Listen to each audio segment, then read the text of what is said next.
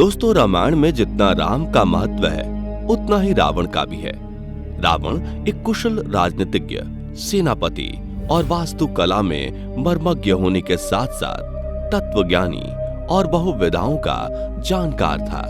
उसे मायावी इसलिए कहा जाता है क्योंकि वह इंद्रजाल, तंत्र सम्मोहन और तरह तरह के जादू जानता था। रावण ने ही शिव तांडव की रचना की थी। वह तंत्र, ज्योतिष और अस्त्र शस्त्र का ज्ञाता था, जिस वजह से देवता भी उससे डरते थे। उसके पास एक ऐसा विमान था जो अन्य किसी के पास नहीं था। राहु, केतु और शनि भी रावण के अधीन थे।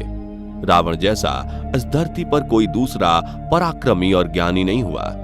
महान ज्ञानी, विद्याओं में संपन्न और शक्तिशाली होने के बावजूद रावण ने अपने जीवन में ऐसी कई गलतियां की थीं जो उनके पतन का कारण बनी।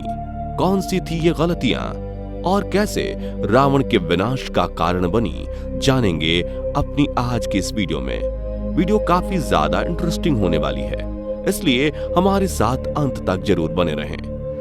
दोस्तों, वाल्मीकि रामायण के अनुसार रावण ब्रह्मा जी के 6 मानस पुत्रों में से एक पुलस्त मुनि का पौत्र था। यानी कि रावण पुलस्त मुनि के पुत्र विशर्वा का पुत्र था। विशर्वा की वरवर्णी और कैकसी 2 पत्नियां थीं। वरवर्णी ने कुबेर और कैकसी ने रावण को जन्म दिया था। कैकसी के पिता राक्षस कुल के थे। इसी वजह से रावण में भी राक्षसों वाले अवगुण थे। रावण के अलावा कैकसी ने कुंभकर्ण, विभीषण, अहिरावण, खर और दूषण को जन्म दिया। लेकिन इसमें रावण सबसे अधिक ज्ञानी और शक्तिशाली था। लेकिन अपनी शक्ति का और ज्ञान के घमंड में उसने कई पाप किए जो उसके विनाश का कारण बने। आइए एक एक करके उन पापों के बारे में जानते हैं। रंभा का बलात्कार किया।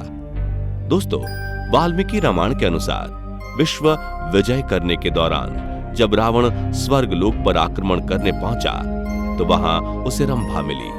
रंभा स्वर्ग लोक की एक अप्सरा थी। रंभा की खूबसूरती को देखकर रावण उस पर मंत्रमुग्ध हो गया। वह उसे अपने साथ लाना चाहता था, लेकिन रंभा ने रावण को मना करते हुए कहा कि मैं आपके बड़े भाई कुबेर के बेटे नल कुबेर के लिए बनी हूं, इसलिए मैं आपके साथ नहीं जा सकती। लेकिन रावण नहीं माना।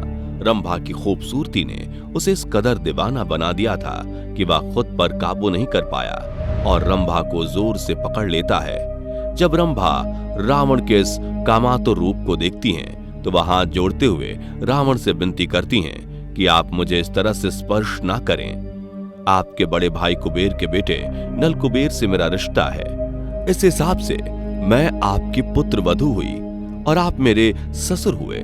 लेकिन कहा जाता है कि रंभा के लाख विनती करने के बावजूद भी रावण ने उसकी एक ना सुनी और रंभा का जबरदस्ती बलात्कार किया। बाद में जब इस बात का पता नल कुबेर को चला तो उन्होंने क्रोध में आकर रावण को श्राप देते हुए कहा कि रावण ने रंभा की इच्छा के विरुद्ध उसके साथ संभोग करके बहुत बड़ा पाप किया है। इसलिए मैं रावण को श्राप देता हूं कि आज के बाद अगर रावण किसी भी औरत को उसकी इच्छा के विरुद्ध छुएगा तो रावण का मस्तक 100 टुकड़ों में बट जाएगा। दोस्तों, यही वजह थी कि माता सीता का अपहरण करने के बाद भी रावण कभी भी माता सीता को स्पर्श नहीं कर पाया। मंदोदरी की बड़ी बहन के साथ छल किया। दोस्तों, रावण ने अपनी पत्नी की बड़ी बहन माया के साथ भी छल किया था। माया के पति वैजंतपुर के शंभर राजा थे। एक दिन रावण शंभर के यहां गया, लेकिन वहां रावण माया को देखकर काम वासना से लिप्त हो गया और अपनी काम वासना को शांत करने के लिए रावण ने माया को अपनी बातों में फंसाकर उसके साथ संभोग किया। बाद में जब इसका पता शंभर को लगा तो उसने रावण को बंदी बना लिया। उसी बीच शंभर पर राजा दशरथ ने आक्रमण कर दिया, जिससे शंभर मारा गया। पति की मृत्यु के बाद जब माया सती होने लगी तो रावण ने उसे अपने साथ चलने को कहा। तब माया ने उसे श्राप देते हुए कहा कि तुम अपनी काम वासना के लिए मेरा सतत्व भंग कर चुके हो और इस वजह से मेरी पति की मृत्यु हो गई। इसलिए मैं तुम्हें श्राप देती हूं कि एक स्त्री की वासना ही तुम्हारी मौत का कारण बनेगी। तपस्या में लीन कन्या को देखकर कामातुर हुआ। दोस्तों एक समय वेदवती नाम की एक कन्या भगवान विष्णु को पति रूप में पाने के लिए हिमालय पर तपस्या कर रही थी। उसी रास्ते में रावण अपने पुष्पक विमान से किसी विशेष स्थान पर जा रहा था। जब रावण की नजर वेदवती पर पड़ी तो वह उस पर मोहित हो गया। वासना से भरे रावण ने बिना कुछ सोचे समझे वेदवती के बाल पकड़कर उसे अपने साथ चलने को कहा। वेदवती के मना करने पर रावण ने उसके साथ जबरदस्ती करने की कोशिश की। तब वेदवती ने अपनी लाज बचाने के लिए उसी क्षण पर्वत से कूदकर अपनी जान दे दी। लेकिन पर्वत पर कूदने से पहले वेदवती ने रावण को श्राप देते हुए कहा कि जिस तरह से तूने आज एक स्त्री का अपमान किया है, एक दिन एक स्त्री ही तेरी मृत्यु का कारण होगी। दोस्तों ऐसा कहा जाता है कि वेदवती ही अगले जन्म में सीता के रूप में जन्मी थी और रावण के मौत का कारण बनी थी। अपनी बहन को विधवा बनाया। दोस्तों अहंकार और दंभ में चूर रावण ने अपनी बहन शूर्पणखा को विधवा बना दिया, जिसके बाद शूर्पणखा ने मनी मन यह निश्चय कर लिया था कि वह रावण के सर्वनाश का कारण बनेगी। दरअसल शूर्पणखा का विवाह विद्युतजीव नाम के एक शख्स से हुआ था। विद्युतजीव कालकीय नाम के राजा का सेनापति था। रावण जब विश्व युद्ध पर निकला तो इस दौरान उस राजा कालकीय से भी उसने युद्ध किया। युद्ध में रावण ने राजा कालकीय के साथ साथ उसके सेनापति विद्युतजीव का भी वध कर दिया। तब अपने पति की मृत्यु से आहत होकर शूर्पणखा मनी मन रावण को श्राप देती है कि जिस तरह तूने अपनी बहन का सुहाग उजाड़ा, ठीक उसी तरह एक दिन मैं तेरे जीवन को उजाड़ दूंगी और तेरे सर्वनाश का कारण बनूंगी। प्रभु राम की माता को अगवा किया। दोस्तों रावण एक बार सृष्टि के रचयिता ब्रह्मा जी के पास पहुंचकर उनसे अपनी मृत्यु के बारे में जानने की इच्छा व्यक्त करता है। तब ब्रह्मा जी ने रावण को बताया कि तुम्हारी मृत्यु अवधपति दशरथ और कौशल्या के पुत्र श्री हरि अवतार राम के हाथों होगी। यह सुनने के बाद रावण ने सोचा कि यदि किसी कारणवश कौशल्या और दशरथ का विवाह ही ना हो पाया तो राम का जन्म होगा ही नहीं। इस तरह से मेरी मृत्यु टल जाएगी। अपनी सी सोच के साथ रावण ने जिस दिन कौशल्या और दशरथ का विवाह होना था, उस दिन उसने कौशल्या का अपहरण कर लिया और उन्हें एक बड़े से मायावी बक्से में बंद करके बहुत दूर एक सुनसान द्वीप पर रखाया। रावण मनी मन खुश हो रहा था क्योंकि उसके अनुसार उसने अपनी मृत्यु को टाल दिया था। लेकिन देवऋषि नारद ने राजा दशरथ के पास पहुंचकर रावण की सारी करतूतें उन्हें बता दी। जिसके बाद राजा दशरथ अपनी सेना सहित उस द्वीप पर पहुंच गए और कौशल्या जी को आजाद कराया। फिर अवधपुरी में विधि विधान से दशरथ का और कौशल्या का विवाह पूर्ण हुआ।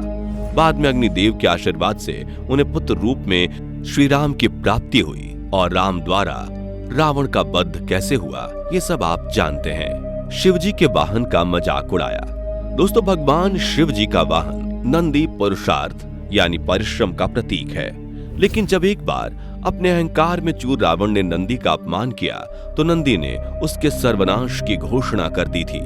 रावण संहिता के अनुसार कुबेर पर विजय प्राप्त कर जब रावण लौट रहा था तो वह थोड़ी देर कैलाश पर्वत पर रुका, जहां उसकी मुलाकात शिव के पार्षद नंदी से हुई। रावण ने नंदी को देखकर उनके स्वरूप की हंसी उड़ाई और उन्हें बंदर के समान मुख वाला कहा। इससे नाराज होकर नंदी ने रावण को यह श्राप दिया कि जिस पशु स्वरूप को देखकर तो इतना हंस रहा है, उसी पशु स्वरूप से तेरा विनाश होगा। माता सीता के साथ छल किया।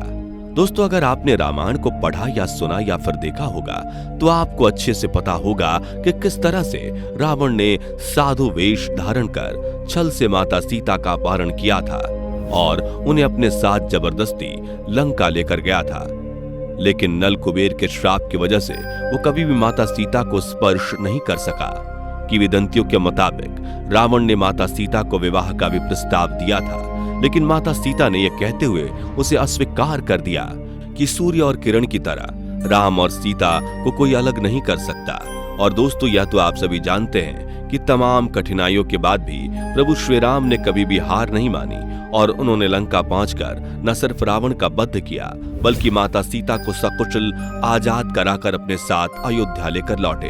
तो दोस्तों ये थी रावण के अभिमान की कहानी। इस वीडियो में फिलहाल इतना ही। उम्मीद है वीडियो से आपको काफी कुछ नया जानने को मिला होगा और समझने को मिला होगा। वीडियो पसंद आई हो तो वीडियो को लाइक और इस तरह के और भी अमेजिंग और इंटरेस्टिंग वीडियो देखते रहने के लिए चैनल को जरूर सब्सक्राइब कर लें। Thanks for watching.